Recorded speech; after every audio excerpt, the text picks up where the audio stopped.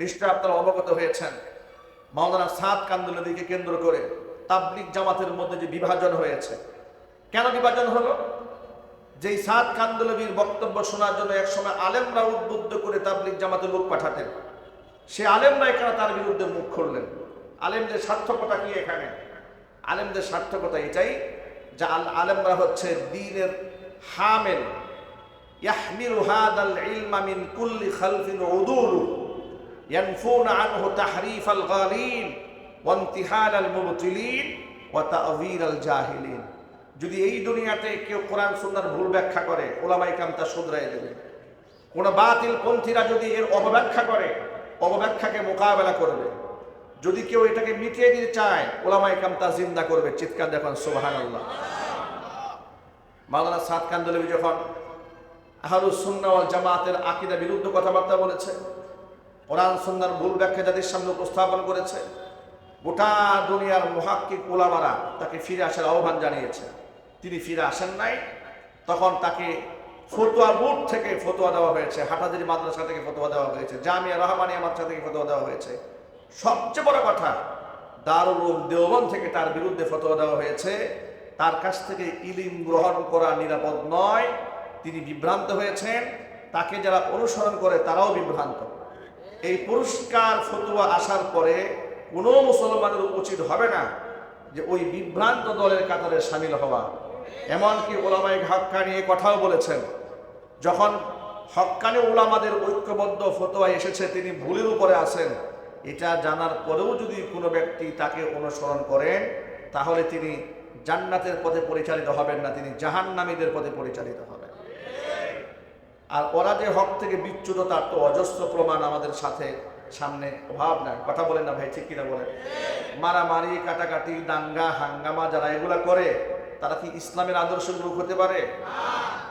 এ সহজ কথা। এটা মারামারি, কাটাকাটি, দাঙ্গা হাঙ্গামা যারা করে, যারা মানুষের উপর হামলা করে, মানুষ মারে, আলেমদের বিরুদ্ধে কথাবার্তা বলে, এটা কি হক্কানে আলেমদের শান? এটা কি হকপন্থী তাবলিগের শান? এটা হয়নি। 2018 সালে তারা তাবলিগ জামাতের উপর হামলা করেছে, সাধারণ মানুষকে হত্যা করেছে। 24 সালে এসে আবার মানুষকে হত্যা করেছে। উগ্র পন্থা চতুর্দিকে ছড়িয়ে দিচ্ছে, যাকে পাচ্ছে তাকে আক্রমণ করছে, বিভ্রান্তিকর কথাবার্তা বলছে, আচরণ করছে। এই জন্য গোটা বাংলাদেশের হক্কানি ওলামাদের পক্ষ থেকে আজকে গোটা বাংলাদেশের সমস্ত মসজিদ থেকে তাদের একটি সিদ্ধান্ত জানানো হয়েছে যে নামাজের পরে তারা এই সাতপন্থীদের বিরুদ্ধে মিছিল করবেন। আমাদের বুটবাজার কেন্দ্রীয় মসজিদ থেকেও নামাজের পরে মিছিল হবে। গোটা মহল্লার সমস্ত ইমাম সাহেবরা হয়তো আসবেন এবং তাদের নেতৃত্বে মিছিল হবে ইনশাআল্লাহ। আপনারা নামাজের পরে শামিল হওয়ার চেষ্টা করবেন ইনশাআল্লাহ। আল্লাহ রাব্বুল আলামিন সকলকে হকের উপর অটুট থাকার তৌফিক দান করেন। রব্বানা লাকাল হামদ হামদান কাসীরা তাইয়িবান মুবারাকান ফীহি। রব্বানা লাকাল হামদু কামা ইয়ানবাগী লিজালালি ওয়াজহিকা ওয়া আযীমি সুলতানিকা। আল্লাহ রাব্বুল আলামিন আমাদের জুমার নামাজকে কবুল করুন। আমাদের জিন্দেগীর গুনার খাতা আল্লাহ তাআলা মাফ করে দিন। কাল কিয়ামতের কঠিন ময়দানে ইবাদত আল্লাহ তাআলা আমাদের সকলের নাজাতের জরিয়া হিসেবে কবুল করেন। দুটো নিয়ামত, যে দুই নিয়ামতের ব্যাপারে আমরা মানুষরা অনেক বেশি উদাসীন। একটি নিয়ামত হচ্ছে সুস্থতার নিয়ামত, আরেকটি হচ্ছে অবসর সময়ের নিয়ামত। সময়ের যে কত মূল্য, ব্যস্ত হওয়ার আগ পর্যন্ত লোকেরা সময়ের মূল্য অনুধাবন করতে পারে না। সময়, ওয়াল আসরি ইন্নাল ইনসানা লাফি খুসর। আল্লাহ তাআলা সময়ের কসম করেছেন। হাল আতা আলাল ইনসানি হিনুম মিনাদ দাহরি লাম ইয়াকুন শাইআম মাযকুরা। আল্লাহ তাআলা ওয়াক্তের কসম করেছেন, সময়ের কসম করেছেন। সময়ের মূল্য নিয়ে আল্লাহ পাক কথা বলেছেন। ইমানদার বান্দার জীবনের প্রতিটা মুহূর্তে অনেক মূল্য। শুধুমাত্র দুঃখজনক বাস্তবতা হচ্ছে গোটা পৃথিবীর যে মুসলমানদের কাছে সময়ের মূল্য সবচেয়ে বেশি হওয়া দরকার ছিল, সেই মুসলমানদের কাছে সময়ের সবচেয়ে বেশি অবহেলিত। কমিটমেন্টের কোনো ঠিক নাই, কাজের কোনো ঠিক নাই। আজকে আমার সকাল 9:25 ফ্লাইট চিটাগং থেকে ঢাকায় আসার। সেই ফ্লাইট ছেড়েছে বেলা 11টায়। 9:25 ফ্লাইট ছেড়েছে কয়টায়? বেলা 11টায়। কোথায় বিশ্রাম, কোথায় ফ্রেশ, কোনো সুযোগ নেই। সরাসরি মসজিদে এসে দৌড়ায় মেম্বারে উঠতে হয়েছে। আর এসেছেও শুধু জুমা পড়াবার জন্য। আবার জুমা শেষ করে আবার চাঁদপুরে চলে যেতে হবে। এই সময়ের গুরুত্ব মুসলমানদের কাছে নেই। জাপানে একটা বিমান, অমুসলিম দেশ, তারা তো আর আল্লাহ পরকাল চিন্তা করে না। এটা আন্তর্জাতিক ফ্লাইট, জাপানের ইন্টারন্যাশনাল এয়ারপোর্টে মাত্র 10 মিনিট লেটে এসেছিল। ওই ফ্লাইট থেকে তারা তাদের জাপান এয়ারপোর্টে নামতে দেয় না, ব্যাক করে পাঠিয়ে দিয়েছে। 10 মিনিটে লেটে আসবে কেন? অমুসলিমদের কাছে সময়ের মূল্য এত বেশি হয়েছে। আর যে মুসলমানের কাছে 5 ওয়াক্ত নামাজ, ওয়াক্ত মতো নামাজ পড়া আল্লাহ ফরজ করেছেন, তাদের কাছে সময়ের কোনো মূল্য নেই। এমনকি অভিযোগের কোনো বক্স নাই। আপনি যে অভিযোগ করবেন, আপনি যদি কোথাও অভিযোগ করেন তাহলে আপনার 12টা বাজায় স্যার। চোর, বাটপার, দুর্নীতিবাজ সব ভরে গিয়েছে। কথা ঠিক কিনা বলেন? এই জন্য সময়ের মূল্য দিতে হবে। আল্লাহ তাআলা আমাদের সময়ের কদর করার তৌফিক দান করেন। নবী করিম সাল্লাল্লাহু আলাইহি সাল্লাম বলেছেন, 2টা নিয়ামতের ব্যাপারে মানুষ খুব উদাসীন। এক হচ্ছে ওয়াক্ত, সময়, আরেকটা হচ্ছে সুস্থতার নিয়ামত। অসুস্থ হওয়ার আগ পর্যন্ত বান্দা বুঝে না সুস্থতা কত দামি নিয়ামত। মুসা কালিমুল্লাহ আল্লাহর কাছে খুব ঘনিষ্ঠ ছিলেন। আল্লাহর সাথে তিনি সরাসরি কথা বলার নিয়ামত প্রাপ্ত হয়েছিলেন। পৃথিবীর কোন নবীর সাথে আল্লাহ তাআলা ফেরেশতার মারফত ছাড়া সরাসরি কথা বলেননি। একমাত্র নবী মুসা কালিমুল্লাহর সাথে কথা বলেছেন। চিৎকার দেবেন আল্লাহু আকবার।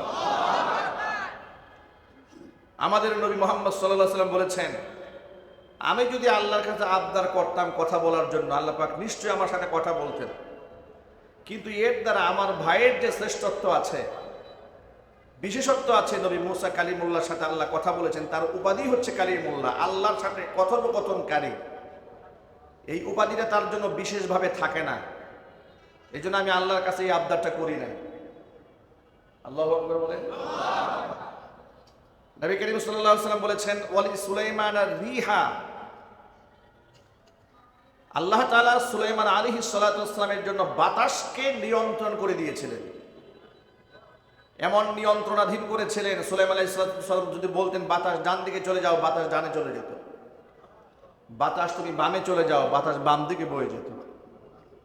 নবী করিম সাল্লাল্লাহু আলাইহি ওয়াসাল্লাম বলেছেন, আমি আল্লাহর কাছ থেকে যদি বাতাসের নিয়ন্ত্রণ চেয়ে নিতাম, আল্লাহ পাক সেটাও আমাকে দান করতেন। কিন্তু আমার ভাই সুলাইমান আলাইহিস সালাতু ওয়াস সালামের বিশেষ যে একটা মর্যাদা, সেটা বিশেষ থাকতো না। আমি আল্লাহর কাছ থেকে চেয়ে নিই না। কিন্তু পৃথিবীর সমস্ত নবীদের মুআজিজা একত্রিত করলেও আমার আপনার নবীকে আল্লাহ যতগুলো মুআজিজা দিয়েছেন তার সমতুল্য হবে না। পৃথিবীর সমস্ত নবীদের মুআজিজা তার জামানায় শেষ হয়ে গেছে, কিন্তু আমার আপনার নবীদের মুআজিজা এটা শেষ হয় নাই, থাকবে কিয়ামত পর্যন্ত। সেই মুআজিজা হচ্ছে কোরআন মাজিদ, মহাবিশ্বের মহাবিশ্বয়। এই কোরআন পৃথিবীর সকল সমস্যার সমাধান দান করেছে যুগের পর যুগ ধরে। আজকে বাংলাদেশ প্রেক্ষাপটে কিছু লোকেরা বলতে শুরু করেছে রাজনীতির সাথে কোরআনের কোনো সম্পর্কই নেই। যে কথাগুলো এক সময় বাম রামেরা বলতেন, ইদানিং কিছু লোকেরা বলতে শুরু করেছে। আমি সকল ভাইদেরকে বলবো, কোরআন এমন একটা গ্রন্থ, এখানে আপনি সব পাবেন। যিনি বলেছেন রাজনীতির সাথে কোরআনের কোনো সম্পর্ক নাই, আমি আল্লাহর নামের কসম করে বলতে পারবো তিনি কোরআন শরীফ পড়তেও জানেন না। যেহেতু সে পড়তে জানেন না, উনি বুঝবেন কেমন সম্পর্ক আছে না। কোনো মুফতি মুহাদ্দিস যদি বলতেন, কোনো ফাকিহে যদি বলতেন, তাহলে কথাটা কিছুটা গ্রহণযোগ্যতা পাইতে হয়, ঠিক আছে উনি পড়ে বলছেন। যিনি বলেছেন তিনি তো কোরআন শরীফ পড়তেই জানেন না, ঠিক না ভাই? এর মধ্যে কি আছে এটা কি উনি জানেন? উনি জানলে কথা বলতেন না, বলতেন না। এই জন্য আমরা তাদেরকে উদাত্ত আহ্বান জানাই, কোরআন সম্পর্কে উদ্ভট মন্তব্য করার আগে আপনার কোরআনের কাছে আসেন, কোরআনের কাছে আসুন, আপনাদের মনের সংকীর্ণতা আল্লাহ দূর করে দেবে। কোরআন পৃথিবীর কোনো আলেমের জন্য একক সম্পদ নয়, কোরআন সকলের। কোরআন আমার, কোরআন আপনার, কোরআন আমাদের সকলের, কোরআন গোটা বিশ্ববাসী। এখান থেকে মুখ ফিরিয়ে আপনি দূরে সরে যাবেন না। আল্লাহ তাআলা বলেছেন যারা কোরআন থেকে মুখ ফিরাই নেবে আমি ওদের জীবনটা সংকীর্ণ বানাই দেব। মান আ'রাদা আন যিকরি ফাইন্না লাহু মাঈশাতান দনকা, ওদের জীবনটাকে আমি সংকীর্ণ করে ছাড়ব, এমন সংকীর্ণ করে দেব টাকা পয়সা গাড়ি বাড়ি সব কিছু থাকার পরেও, গোটা পৃথিবী এত প্রশস্ত হওয়ার পরেও পৃথিবী তাদের কাছে অন্ধকারের মতো মনে হবে। মনের মধ্যে কোনো সাকিনা থাকবে না, সুখ থাকবে না, সমৃদ্ধি থাকবে না। মনের মধ্যে প্রতিনিয়ত অশান্তির আগুন দাও দাও করে জ্বলতে থাকবে যদি কোরআন থেকে ব্যক্তি মুখ ফিরিয়ে নেয়। এটা হচ্ছে দুনিয়ার শাস্তি। দুনিয়ার শাস্তি হচ্ছে আল্লাহ এর মনের সুখ নষ্ট করে দেবে। মনের সুখ দান করার মালিককে, আরো জোরে বলেন। এই শাস্তি আল্লাহ ওই ব্যক্তিকে দিবে যারা দুনিয়াতে আল্লাহর কোরআন থেকে মুখ ফিরিয়ে নেবে। আল্লাহ তার মনের সুখ কেড়ে নেবে, জীবনকে আল্লাহ সংকীর্ণ করে দেবে। ওটা প্রশস্ত পৃথিবী তার কাছে আবদ্ধ মনে হবে, নিরাপত্তাহীনতায় ভুগবে প্রতিনিয়ত। একটা এক্সাম্পল দিয়ে খুব সহজে বুঝতে পারবেন। কিছু লোক দেখবেন পেটে খাবার নাই কিন্তু মনে অনেক সুখ আছে, খেয়ে না খেয়ে থাকে। যদি রাস্তাঘাটে শুতে দেন, ইট একটা মাথায় দিয়ে ঘুমায় যাবে, এর কোনো টেনশন। আবার এমন লোক আছে অজস্র টাকার মালিক, মিল, ফ্যাক্টরি, ইন্ডাস্ট্রি, মার্কেট, জমি জমা সব আছে, হাই লাক্সারিয়াস ফ্ল্যাটের মধ্যে থাকে, ঘুম নাই চোখে, কোনোভাবে সে ঘুমাতে পারে, অশান্তি প্রতিনিয়ত করে করে খাচ্ছে, আছে না নাই? সে আল্লাহর রহমত থেকে বঞ্চিত হয়ে গেছে। কোরআন বলছে যে ব্যক্তি আমার থেকে মুখ ফিরিয়ে নেবে, আমার কোরআন থেকে চলে নেবে, আমি তাদের জীবনটাকে সংকীর্ণ বানাই দেবো, ওর মনের সমস্ত সুখ আমি আল্লাহ কেড়ে নেব। ফাইন্না লাহু মাঈশাতান দনকা। আমাদের দেশে দেখবেন যারা দুর্নীতি করে, যারা চাঁদাবাজি করে, যারা অবৈধ দখলবাজি করে, এরা সবসময় অশান্তির আগুনে ভোগে, অনলে জ্বলতে থাকে। সাথে সাথে নিরাপত্তাহীনতায় ভোগার কারণে বডিগার্ড ছাড়া কখনো বের হতে পারে না, চলতে পারে না, ঠিক কিনা জোরে বলেন? যারা অন্যায়ভাবে মানুষের জমি জমা দখল করে, সন্ত্রাসী যারা, ক্যাডার যারা, তাদের মনের মধ্যে সুখ থাকে, অশান্তির আগুন সবসময় তাদেরকে জ্বালিয়ে পুড়িয়ে শেষ করে দেয়। এটা হচ্ছে দুনিয়াবী শাস্তি। আর পরকালীন শাস্তি তো আরো ভয়াবহ। আল্লাহ পাক বলেন, ওয়ানাহশুরুহু ইয়াওমাল কিয়ামাতি আ'মা। কিয়ামতের দিন ওই সমস্ত ব্যক্তিদেরকে আমি আল্লাহ অন্ধ বানিয়ে হাসরের ময়দানে দাঁড় করিয়ে দেব। বান্দা অবাক বিস্ময়ে বলবে, লিমা হাশারাতানি আ'মা। ক্বালা রাব্বি লিমা হাশারাতানি আ'মা ওয়া ক্বাদ কুনতু বাসীরা। আয় আমার রব, তুমি আমাকে অন্ধ বানায় হাসরের ময়দানে কেন দাঁড় করালে? যালিকা আতাতকা আয়াতুনা ফানাসিতাহা ওয়া কাযালিকাল ইয়াওমা তুনসা। এভাবেই আমার আয়াতগুলো তোমার সামনে এসেছিল, ফানাসিতাহা, তুমি আমার আয়াতগুলোকে ভুলে গিয়েছিলে, এক কান দিয়ে শুনে আরেক কান দিয়ে বের করে দিয়েছিলে। যেভাবে আমার আয়াতকে অবজ্ঞা করেছিলে, তুমি তুচ্ছতাচ্ছিল্য করেছিলে, শুনেও না শোনার ভান যেভাবে করেছিলে, ভুলে যাওয়ার অভিনয় করেছিলে, ওয়াকাযালিকাল ইয়াউমা তুনসা, আজকে ঠিক তোমাকে সেইভাবেই ভুলে যাওয়া হবে। নাউজুবিল্লাহ পড়েন। ভাইরা, আপনার বিরুদ্ধে যদি মামলা হয়, সেই মামলা যদি ম্যাজিস্ট্রেট কোর্টে জামিন না হয়, আপনি যাবেন জজ কোর্টে। জজ কোর্টে না হলে আপনি যাবেন হাইকোর্ট, সুপ্রিম কোর্টে, হাইকোর্টে যাবেন, সেখানে না হলে সুপ্রিম কোর্টে যাবেন। এরপর তো আর কোনো যাওয়ার জায়গা থাকে না। আপনি ছোটখাটো অন্যায় করেছেন, কিয়ামতের দিন একজন আলেম আপনার জন্য সুপারিশ করবে। আলেমের সুপারিশ কাজ হয় নাই। নবী করিম সাল্লাল্লাহু আলাইহি ওয়াসাল্লাম সুপারিশ করলেন, হুজুর সুপারিশ করেছেন, আল্লাহ পাক সুপারিশ মঞ্জুর করে নেবে। যদি আল্লাহ এবং তার রাসূল যদি কোনো ব্যক্তি থেকে মুখ ফিরায় নিয়ে বলে যে ফাল ইয়াউমা, আজকের এই দিনের তোকে ভুলে গেলাম, তোকে আমরা কেউ চিনি না, তাহলে তার মুক্তির আর কোনো রাস্তা থাকবে? কার ব্যাপারে এই ভয়ঙ্কর উক্তি কোরআনে এসছে? যে ব্যক্তি আল্লাহর কোরআন থেকে মুখ ফিরিয়ে নেবে, সেই ব্যক্তির ব্যাপারে শক্ত কথা এসেছে, কিয়ামতের দিন স্বয়ং আল্লাহ তাআলা ওই ব্যক্তি থেকে মুখ ফিরিয়ে নেবেন। আর আল্লাহ যে ব্যক্তি থেকে মুখ ফিরিয়ে নেবেন, তার মুক্তির আর কোনো রাস্তা বাকি থাকবে না। এই জন্য কোনো ক্রমে আল্লাহর কালাম থেকে মুখ ফিরিয়ে নেওয়া যাবে না। নবী করিম সাল্লাল্লাহু আলাইহি ওয়াসাল্লাম মুখ ফিরিয়ে নেবেন বেদাত পণ্ডিতদের কাছ থেকে। পৃথিবীতে কত মানুষের কত রকম চেহারা আছে। কিয়ামতে কিছু মানুষের চেহারা হাস্যোজ্জ্বল সুন্দর হয়ে যাবে, আবার কিছু মানুষের চেহারা কুৎসিত বর্ণ কালো হয়ে যাবে। ইয়াউমা তাবিয়াদ্দু ওয়ুজুহু ওয়া তাসওয়াদ্দু ওয়ুজুহ। আল্লাহর হাবিব সাল্লাল্লাহু আলাইহি ওয়াসাল্লাম আয়াতের ব্যাখ্যায় বলেছেন, রাইসুল মুফাসসিরিন ইবনে আব্বাস রাদিয়াল্লাহু তাআলা আনহু থেকে বর্ণিত, তিনি বলেন, আইয়াউমা তাবিয়াদ্দু ওয়ুজুহু আহলিস সুন্নাহ ওয়াল জামাআহ। যে ব্যক্তি প্রকৃত আহলুস সুন্নাহ ওয়াল জামাতের অনুসারী, আল্লাহ পাক ওই সমস্ত ব্যক্তিদের চেহারা হাস্যোজ্জ্বল বানায় দেবেন। ওয়া তাসওয়াদ্দু ওয়ুজুহু আহলিল বিদআহ। যে সমস্ত লোকেরা বেদাত কর্মের সাথে জড়িত আছে, ওই সমস্ত ব্যক্তিদের চেহারা কুৎসিত বর্ণ কালো হয়ে যাবে। চিৎকার দিয়ে বলেন নাউযুবিল্লাহি মিন যালিক। তাহলে কোরআনে কারীমের আয়াত হাদিস প্রেক্ষাপটে দুইটা তথ্য আমরা আবিষ্কার করতে সক্ষম হলাম। এক হচ্ছে, যারা কোরআন থেকে মুখ ফিরিয়ে নেবে, আল্লাহ পাক তাদের থেকে মুখ ফিরিয়ে নেবেন হাসরের মাঠে। যারা বেদাত কর্মকাণ্ড করবে, তাদের চেহারা কুৎসিত বর্ণ রূপ ধারণ করবে। হাউজে কাউসার পানি বন্টন করার সময় আল্লাহ নবী সাল্লাল্লাহু আলাইহি ওয়াসাল্লাম সকলকে পানি পান করাচ্ছেন। এমন সময় কিছু লোকেরা সামনে আসবে পানি পান করার জন্য। ফেরেশতা এসে বলবে, হে রাসূল, এদেরকে পানি পান করায়েন না। হুজুর বলবেন, কেন? এরা তো আমার উম্মত। ফেরেশতারা তখন বলবে, এরা আপনার উম্মত বটে, কিন্তু আপনার ইন্তেকালের পরে এরা আপনার ধর্মকে বিকৃত করে দিয়েছিল।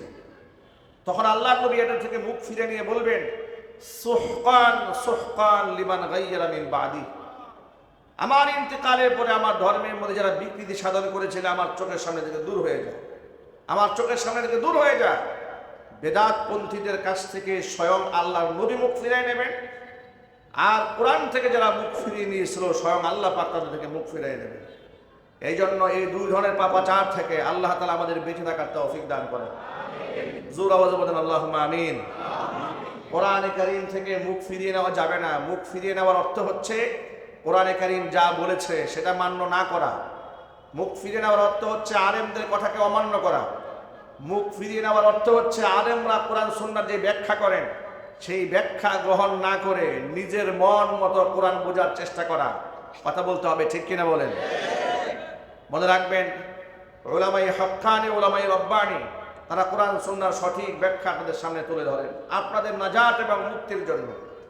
পৃথিবীতে এমন কোনো সময় অতিক্রান্ত হবে না যে সময়ে কেউ কোরআনের ভুল ব্যাখ্যা করবে, আর সেই ভুল মানুষের কাছ থেকে শুধরে দেওয়ার জন্য কোনো হক্কানি আলেম পৃথিবীতে থাকবে না।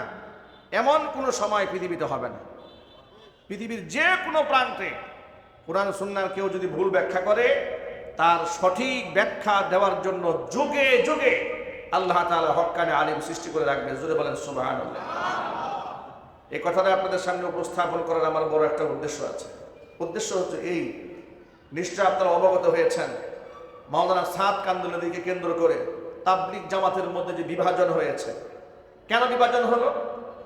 যেই সাদ কান্দুলভির বক্তব্য শোনার জন্য একসময় আলেমরা উদ্বুদ্ধ করে তাবলিগ জামাতে লোক পাঠাতেন, সে আলেমরাই কেন তার বিরুদ্ধে মুখ খুললেন? আলেমদের সার্থকতা কি এখানে? আলেমদের সার্থকতা এটাই যে আলেমরা হচ্ছে দ্বীনের হামেল, ইয়াহমিলু হাদাল ইলমা মিন কুল্লি খালফিন উদুলু ইয়ানফুনা আনহু তাহরিফাল গালিন ওয়া ইনতিহালাল মুবতিলিন ওয়া তা'যীরাল জাহিলিন। যদি এই দুনিয়াতে কেউ কোরআন সুন্নাহর ভুল ব্যাখ্যা করে, ওলামায়ে কেরাম তা শুধরাই দেবে। কোন বাতিল পন্থীরা যদি এর অপব্যাখ্যা করে, অপব্যাখ্যাকে মোকাবেলা করবে। যদি কেউ এটাকে মিটিয়ে দিতে চায়, ওলামায়ে কেরাম তা জিন্দা করবে। চিৎকার দেখুন সুবহানাল্লাহ। মাওলানা সাদ কান্দহলভী যখন আহলুস সুন্নাহ ওয়াল জামাতের আকীদা বিরুদ্ধ কথাবার্তা বলেছে, কোরআন সুন্নাহর ভুল ব্যাখ্যা যাদের সামনে উপস্থাপন করেছে, গোটা দুনিয়ার মুহাক্কিক উলামারা তাকে ফিরে আসার আহ্বান জানিয়েছে। তিনি ফিরে আসেন নাই। তখন তাকে ফতোয়া বোর্ড থেকে ফতোয়া দেওয়া হয়েছে, হাটাজারি মাদ্রাসা থেকে ফতোয়া দেওয়া হয়েছে, জামিয়া রহমানিয়া মাদ্রাসা থেকে ফতোয়া দেওয়া হয়েছে। সবচেয়ে বড় কথা, দারুল উলুম দেওবন্দ থেকে তার বিরুদ্ধে ফতোয়া দেওয়া হয়েছে। তার কাছ থেকে ইলম গ্রহণ করা নিরাপদ নয়। তিনি বিভ্রান্ত হয়েছেন, তাকে যারা অনুসরণ করে তারাও বিভ্রান্ত। এই পরিষ্কার ফতোয়া আসার পরে কোনো মুসলমানের উচিত হবে না যে ওই বিভ্রান্ত দলের কাতারে সামিল হওয়া। এমনকি ওলামায়ে হক্কানি এই কথাও বলেছেন, যখন হক্কানি উলামাদের ঐক্যবদ্ধ ফতোয়া এসেছে তিনি ভুলের উপরে আছেন, এটা জানার পরেও যদি কোনো ব্যক্তি তাকে অনুসরণ করেন তাহলে তিনি জান্নাতের পথে পরিচালিত হবেন না, তিনি জাহান্নামীদের পথে পরিচালিত হবেন। আর ওরা যে হক থেকে বিচ্যুত তার তো অজস্র প্রমাণ আমাদের সাথে সামনে অভাব নাই। কথা বলেন না ভাই, ঠিক কিনা বলেন? মারামারি, কাটাকাটি, দাঙ্গা হাঙ্গামা যারা এগুলা করে তারা কি ইসলামের আদর্শের লোক হতে পারে?